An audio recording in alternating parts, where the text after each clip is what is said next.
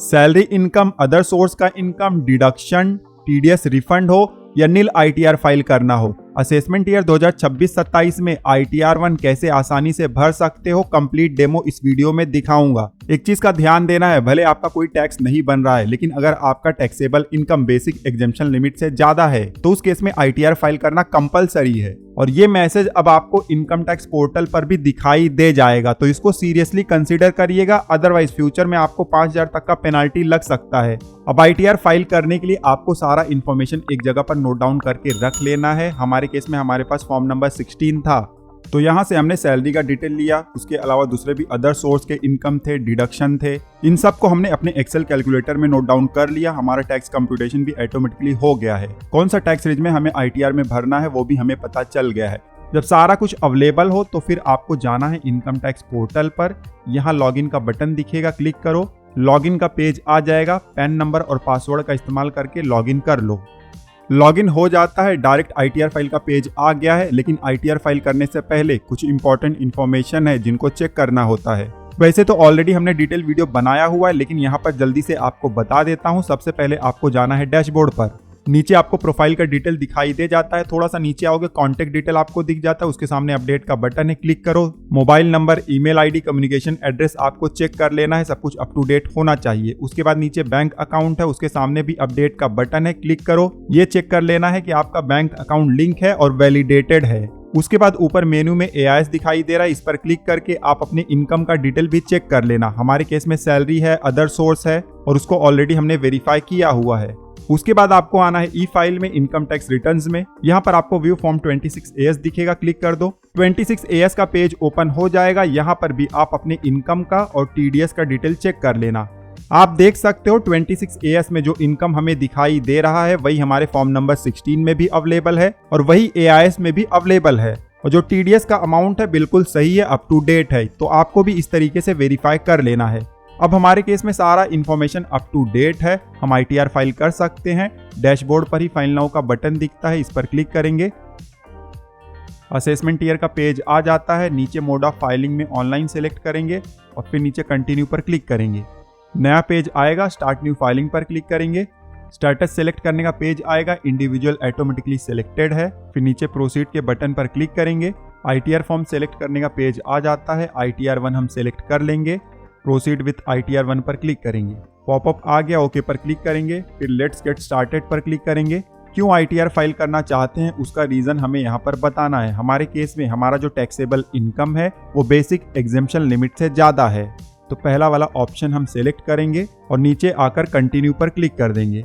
Click करते इस तरीके से पॉपअप आ जाता है। यहाँ पर लिखा गया है कि आईटीआर में बहुत सारा डेटा प्रीफिल्ड आएगा, तो आगे बढ़ने से पहले उन सारे प्रीफिल्ड डेटा को वेरीफाई जरूर करना है। ओके पर क्लिक करेंगे। रिटर्न समरी का इस तरीके से पेज आ जाएगा। बहुत सारे शेड्यूल यहाँ पर आपको दिख जाते हैं, 1 बाय 1 हम सबको भरेंगे। सबसे ऊपर पर्सनल इन्फॉर्मेशन का रो है, इस पर क्लिक करेंगे। क्लिक करते ही पर्सनल इन्फॉर्मेशन का पेज ओपन हो जाता है। सबसे ऊपर प्रोफाइल डिटेल आपको दिखेगा, थोड़ा सा नीचे आ जाओ। नीचे आओगे तो कॉन्टेक्ट डिटेल आपको दिख जाता है। मैंने ऑलरेडी बताया था कि कॉन्टेक्ट डिटेल आपको पहले ही चेक कर लेना है और अपडेट कर लेना है। नीचे आ जाओ।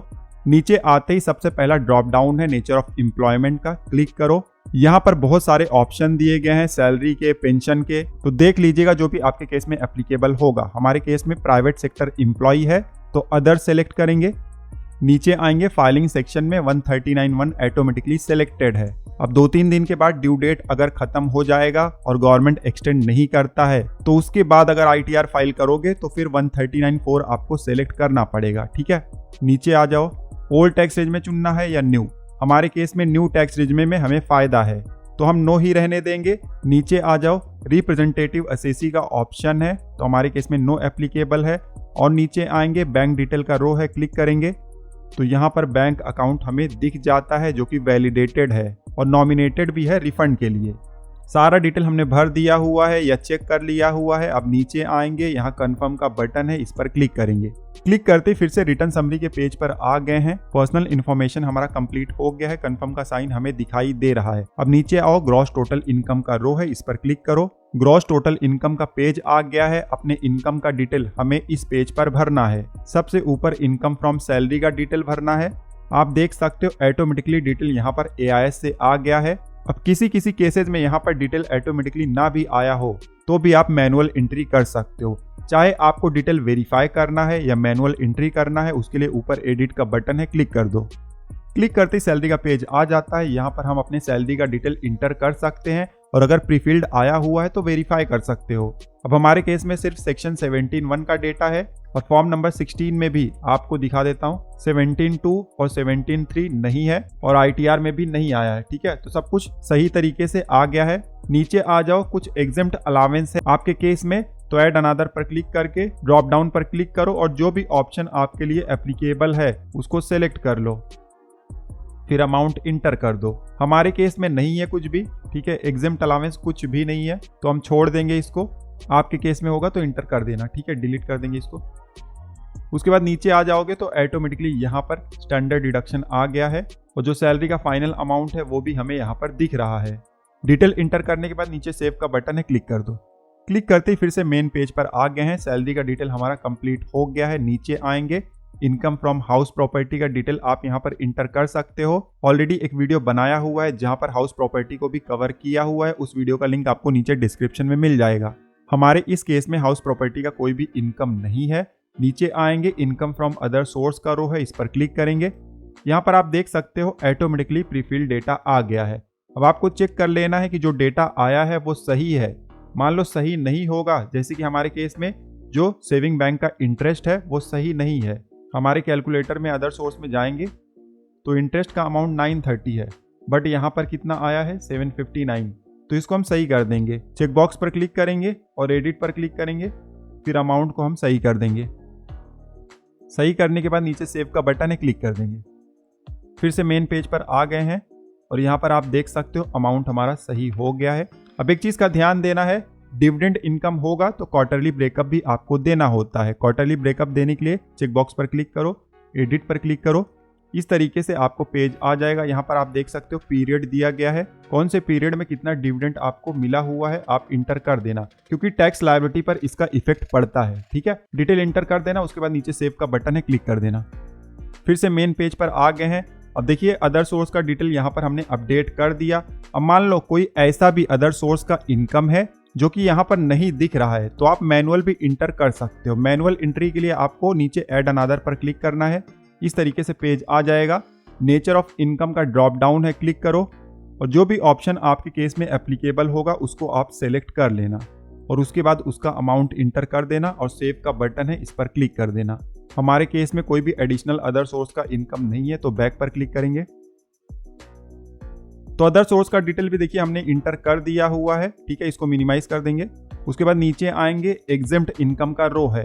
कुछ ऐसा इनकम आपके केस में है जिसके ऊपर टैक्स नहीं लगने वाला है, एग्जेम्प्ट है, तो इस रो पर क्लिक करो, फिर ऐड अनदर का बटन है, इस पर क्लिक करके आप उसको दिखा दो। बहुत लोग गलती करते हैं, सोचते हैं कि टैक्स तो लगेगा नहीं, क्यों दिखाना।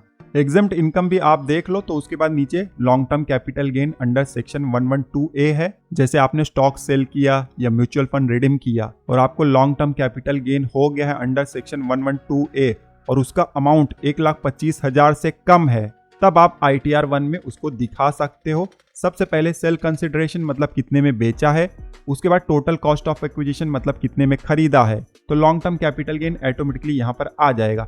1,25,000 से कम होगा तो ITR 1 भर देना, 1,25,000 से ज़्यादा होगा तो यहाँ पर आपको एरर दिखाई देगा। हमारे केस में नहीं है लॉन्ग टर्म कैपिटल गेन, इसको हम मिनिमाइज कर देंगे। सारा डिटेल हमने इनकम का भर दिया हुआ है। अब नीचे आएंगे, कन्फर्म का बटन है, क्लिक करेंगे।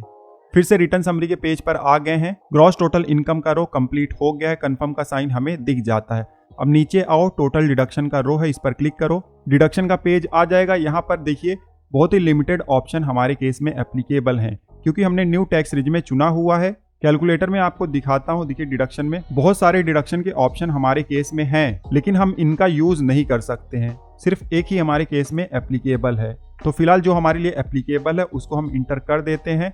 यहाँ एडिट का बटन है, अमाउंट इंटर करेंगे, फिर सेव का बटन है, क्लिक कर देंगे।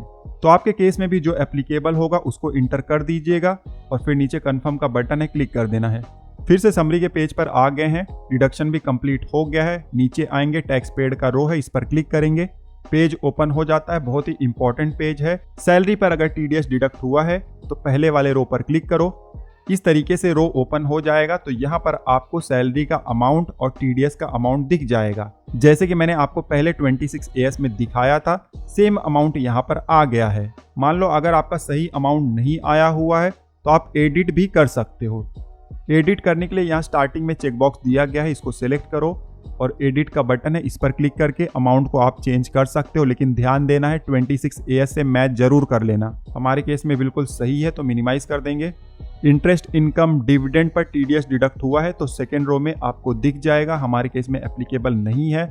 उसके अलावा मान लो कि आपने कोई इनकम टैक्स पेमेंट किया हुआ है, एडवांस टैक्स या सेल्फ असेसमेंट टैक्स, तो उसका डिटेल आपको आखिरी रो में दिख जाएगा। अब डिटेल हमने चेक कर लिया, नीचे कंफर्म का बटन है, इस पर क्लिक करेंगे।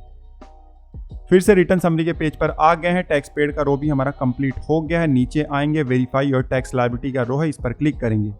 इस पेज पर कंप्यूटेशन ऑफ इनकम और कंप्यूटेशन ऑफ टैक्स हमें दिख जाता है। कुछ करना नहीं है, सिर्फ इन्फॉर्मेशन को चेक करना है। एकदम आखिरी में आओगे तो यहाँ पर आपका टैक्स लायबिलिटी आपको दिख जाएगा। कंफर्म के बटन पर क्लिक करो। फिर से रिटर्न समरी के पेज पर आ गए हैं। सारा समरी हमने कंप्लीट कर दिया हुआ है। अब नीचे प्रोसीड टू वेरिफिकेशन का बटन दिखेगा, इस पर क्लिक कर दो। क्लिक करते इस तरीके से आपको पेज आ जाएगा। इस पेज पर ऊपर ही आपको दिख जाएगा कि रिफंड है या टैक्स लायबिलिटी। हमारे केस में रिफंड है और इनकेस अगर नील ITR फाइल कर रहे हो तो यहाँ पर 0 लिख कर आएगा। बट मान लो अगर आपके केस में टैक्स लायबिलिटी होगा तो इस पेज पर एकदम आखिरी में आओगे तो आपको बटन दिखाई दे जाएगा टैक्स पेमेंट का। तो कभी भी टैक्स पेमेंट कर देना, उसके बाद अपना ITR फाइल करना, अदरवाइज डिमांड नोटिस आएगा। जब चालान का एंट्री कर दोगे या आपके केस में भी रिफंड होगा तो इस तरीके से preview and submit your return का बटन दिखेगा, उस पर क्लिक करना। क्लिक करते इस तरीके से पेज आएगा। चेकबॉक्स पर क्लिक करना, फिर प्लेस पर क्लिक करना और उसके बाद नीचे आ जाना। प्रोसीड टू वैलिडेशन का बटन है, क्लिक करना। इंटरनल वैलिडेशन सक्सेसफुल हो गया है। अब नीचे प्रीव्यू का बटन है, इस पर क्लिक कर दो। क्लिक करते इस तरीके से प्रीव्यू का पेज आ जाएगा। जो डिटेल अभी हमने ITR में भरा था सब कुछ यहाँ पर आप फिर से चेक कर सकते हो। सब कुछ अगर अप टू डेट है, सही है, तो प्रोसीड टू वैलिडेशन के बटन पर क्लिक करना। अब अपलोड लेवल वैलिडेशन भी हमारा सक्सेसफुल हो गया है। नीचे प्रोसीड टू वेरिफिकेशन का बटन दिखेगा, इस पर क्लिक करो। क्लिक करते कंप्लीट योर वेरिफिकेशन का पेज आ जाएगा। 3 ऑप्शन यहाँ पर आपको दिखते हैं, बट मैं तो कहूँगा कि सबसे बेस्ट है अभी तुरंत ई-वेरीफाई कर लो। पहला वाला ऑप्शन सेलेक्ट करो और फिर नीचे कंटिन्यू का बटन है, इस पर क्लिक करो। क्लिक करते बहुत सारे ऑप्शन दिख जाते हैं, जो भी आपके लिए सूटेबल होगा उसको सेलेक्ट कर लो। सबसे आसान है कि आधार OTP जनरेट कर लो, उसके लिए पहला वाला ऑप्शन सेलेक्ट करो और फिर नीचे कंटिन्यू का बटन दिखेगा, क्लिक कर दो। इस तरीके से पॉपअप आ जाएगा। आई एग्री के चेकबॉक्स पर क्लिक करो और फिर जनरेट आधार OTP के बटन पर क्लिक करो। क्लिक करते ही वेरीफाई OTP का पॉपअप आ जाएगा। हमारे आधार रजिस्टर्ड मोबाइल नंबर पर OTP आया होगा, उस OTP को इन बॉक्सेस में हम इंटर कर देंगे और उसके बाद नीचे वैलिडेट के बटन पर क्लिक करेंगे। क्लिक करते कंफर्म सबमिशन का पॉपअप आएगा, नीचे सबमिट पर क्लिक करेंगे। सबमिट लेवल वैलिडेशन भी हमारा सक्सेसफुल हो गया है। अब नीचे प्रोसीड पर क्लिक करेंगे और इस तरीके से हमारा ITR 1 फाइल हो गया है। मोबाइल ईमेल पर कंफर्मेशन भेज दिया गया है। नीचे डाउनलोड रिसिप्ट का बटन है, क्लिक करके ITR का कॉपी डाउनलोड कर सकते हो। ITR फाइल होने के बाद कितने दिन में प्रोसेस होगा, कब रिफंड आएगा, उससे रिलेटेड वीडियो का लिंक आपको स्क्रीन पर दिखाई दे रहा है, क्लिक करके चेकआउट कर लेना। फिलहाल इस वीडियो में बस इतना ही। मिलते हैं आपसे अगले वीडियो में, तब तक आप हंसते रहो, मुस्कुराते रहो। धन्यवाद।